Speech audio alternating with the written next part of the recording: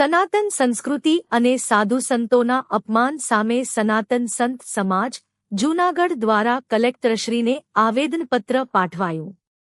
સંસદ પરિસરમાં તાજેતરમાં બનેલી નિંદનીય ઘટના અને સનાતન ધર્મના અપમાનના વિરોધમાં દેશવ્યાપી પ્રદર્શનના ભાગરૂપે આજે જૂનાગઢ ખાતે સનાતન સંત સમાજ દ્વારા જિલ્લા કલેક્ટરશ્રીને સંબોધીને એક આવેદનપત્ર સુપ્રત કરવામાં આવ્યું છે।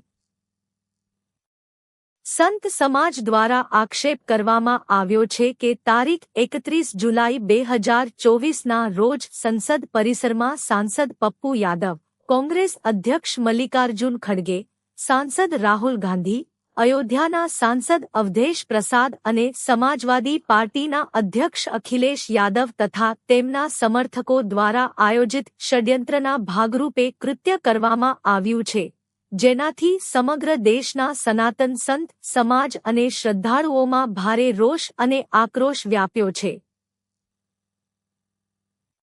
આવેદનપત્રમાં મુખ્ય આક્ષેપો મૂકતા જણાવવામાં આવ્યું છે કે રાજકીય રોટલા શેકવા માટે સંતોનો છદ્મવેશ ધારણ કરી ભગવા વસ્ત્રો અને પવિત્ર સાધુસંત સમાજની છબીને ધૂળધાણી કરવાનો હીન પ્રયાસ કરવામાં આવ્યો છે। પ્રદર્શન દરમિયાન હાથમાં લીધેલા પૂજનીય ભગવાનના ચિત્રો તથા તસવીરોને પોતાના પગ પાસે રાખીને ઈશ્વરનું ઘોર અપમાન કરવામાં આવ્યું છે, જેનાથી કરોડો સનાતનીઓની ધાર્મિક ભાવનાઓ દુભાઈ છે। આ કૃત્ય દ્વારા શ્રદ્ધાળુઓના મનમાં સંતો મહંતો, આશ્રમ વ્યવસ્થા અને અર્ચક સમાજ પ્રત્યે અશ્રદ્ધા ઊભી કરવાનું કાવતરું રચવામાં આવ્યું છે। આ ઉપરાંત અયોધ્યા શ્રી રામ જન્મભૂમિ મંદિર સંબંધિત વિષય પર માનનીય સર્વોચ્ચ અદાલતની દેખરેખ હેઠળ ચાલતી ઉચ્ચસ્તરીય સીટ તપાસને ભટકાવવા અને પ્રભાવિત કરવા માટે સંસદમાં આ નાટક રચાયું હોવાનો પણ આક્ષેપ કરાયો છે। સાથે જ પવિત્ર શ્રાવણ માસ દરમિયાન અયોધ્યાના પરંપરાગત શ્રાવણ ઝૂલા મહોત્સવમાં આવતા શ્રદ્ધાળુઓની શ્રદ્ધાને આઘાત પહોંચાડી સંતોને માનસિક ત્રાસ આપવા સાથે આશ્રમોની દાન સમર્પણ વ્યવસ્થાને આર્થિક નુકસાન પહોંચાડવાનો પ્રયાસ થયો છે। આ તમામ વિષયોને ધ્યાને રાખી સનાતન સંત સમાજ દ્વારા આયોજનબદ્ધ ગુનો કરવા બદલ ઉક્ત તમામ નેતાઓ સામે ગંભીર કલમો હેઠળ તત્કાલિક ફીર નોંધીને કઠોર કાનૂની કાર્યવાહી કરવામાં આવે। મહામહિમ રાષ્ટ્રપતિશ્રી પોતાના વિશેષાધિકારનો ઉપયોગ કરીને સનાતન સંસ્કૃતિનું અનાદર કરનારા આ ચારેય સાંસદોનું સંસદ સભ્યપદ તત્કાલિક અસરથી રદ કરે, તેમજ પવિત્ર શ્રાવણ માસ દરમિયાન સંત સમાજ અને આશ્રમ વ્યવસ્થાને થયેલા આર્થિક નુકસાનની ભરપાઈ દોષિતો પાસેથી કરાવવામાં આવે તેવી કડક માંગણી કરવામાં આવી છે। સંત સમાજે સ્પષ્ટ ચીમકી આપી છે કે જો તંત્ર દ્વારા આ ગંભીર બાબતે ત્વરિત અને સખત કાનૂની કાર્યવાહી કરવામાં નહીં આવે તો સનાતન સંત સમાજ અને સમગ્ર દેશનો હિન્દુ જનમાનસ ઉગ્ર આંદોલન કરવા માટે બાધ્ય બનશે।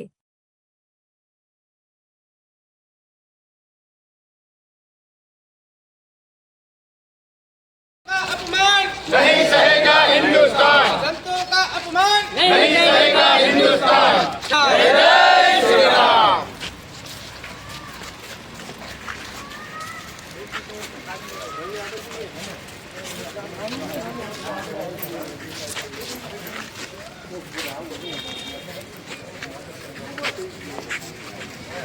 भगवा वस्त्र का अपमान नहीं सहेगा हिंदुस्तान, भगवा वस्त्र का अपमान नहीं सहेगा हिंदुस्तान।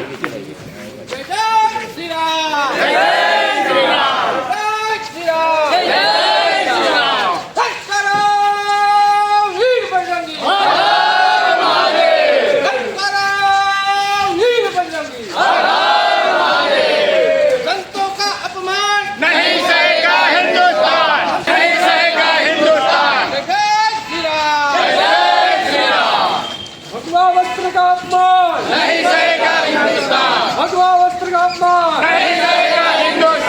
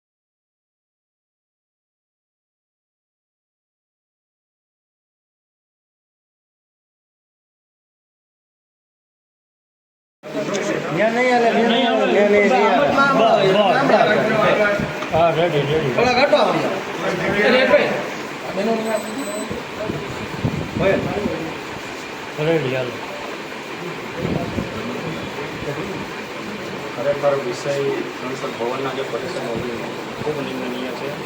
સંતોની પણ ઉગ્ર માંગણી છે કે આ વિષય ઉપર તાત્કાલિક એક્શન લેવામાં આવે અને એને કડકમાં કડક સજા કરવામાં આવે. કારણ કે સંસદ ભવન છે એ આપણું રાષ્ટ્રીય મંદિર છે. તો એ મંદિર ઉપર આવું જઘન્ય કૃત્ય કર્યું તો આ ખૂબ જ આઘાતજનક છે. અને સંતોની માંગણી છે ખરેખર એ જે કંઈક પ્રવૃત્તિ છે કે ભાઈ એની અંદર પપ્પુ યાદવ, રાહુલ ગાંધી, ખડગેજી અને સ્થાનિક ધારાસભ્યો જે કોઈ જોડાયેલા છે અને સંસદ ભવન ઉપર આ કૃત્ય સંતોના ભગવા ધારણ કરી અને જે નાટક મંડળીને રચીને ભજવું ખૂબ નિંદનીય છે અને એમાં કઠોરમાં કઠોર સજા થાય એવી સંતોશ્રીની માંગણી છે. હિન્દુ સમાજની પણ માંગણી છે. તો આ અમારી માંગણીને કેટલાક હોય પછી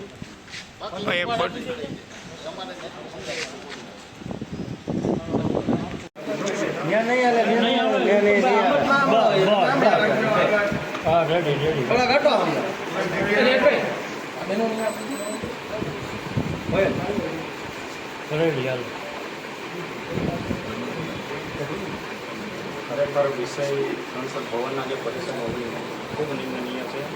સંતોની પણ ઉગ્ર માંગણી છે કે આ વિષય ઉપર તાત્કાલિક એક્શન લેવામાં આવે અને એને કડકમાં કડક સજા કરવામાં આવે. કારણ કે સંસદ ભવન છે એ આપણું રાષ્ટ્રીય મંદિર છે. તો એ મંદિર ઉપર આવું જઘન્ય કૃત્ય કર્યું તો આ ખૂબ જ આઘાતજનક છે.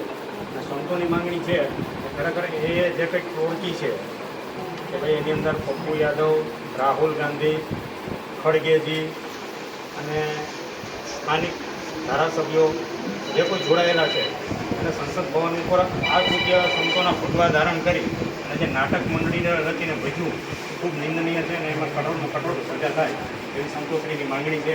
હિન્દુ સમાજની પણ માંગણી છે. તો આ અમારી માંગણીને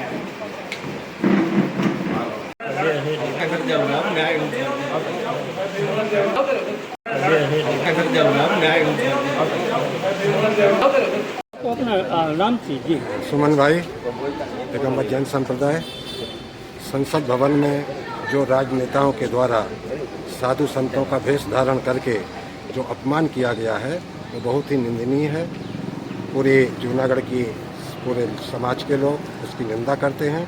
ऐसा नहीं होना चाहिए। संत के कारण, संतों के कारण ही आज धर्म टिका हुआ है और इससे पूरे देश में आज जो भी है वो सब संतों की वजह से ही है। और संतों का अपमान उस लोकसभा भवन के सामने राजनेताओं के द्वारा किया गया है, उसकी हम कठोर निंदा करते हैं। आगे भविष्य में ऐसा ना हो और उन पर कड़ी कार्रवाई की जाए, ऐसा हमारी मांगनी है। हमने आज कलेक्टर साहब को, जूनागढ़ कलेक्टर साहब को एक ज्ञापन के माध्यम से उनको संदेश दिया है कि ये संदेश हमारा वहाँ प्रधानमंत्री और राष्ट्रपति तक जाए और वो लोग उन लोगों पर कार्रवाई करें जिन्होंने साधु संतों की ये वेश धारण करके उनका अपमान किया है। अयोध्या में जो हुआ है उसका दंड वहाँ की सरकार ने उन लोगों को दिया जिन्होंने चोरी चारी की है, लेकिन साधु संतों का उसमें कोई दोष नहीं है। और साधु संतों को क्यों वेश बनाकर अपमान किया जा रहा है, हम सभी लोग उसकी निंदा करते हैं। आगे भविष्य में इसकी पुनरावृत्ति ना हो, इसके लिए सरकार अपनी जिम्मेदारी स्वयं तय करे। जय गिरनारी।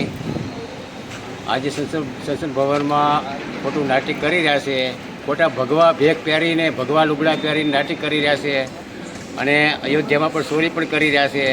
આવી રીતે આ સમાજને ધર્મને બહુ ડૂબાણી છે લાગણી અમારી। અત્યારે બધું હાલી રહ્યું છે। આ અમારી નિવેદન પત્ર આપ્યું છે કલેક્ટર સાહેબને। તો જય સિયારામ, જય ગિરનારી।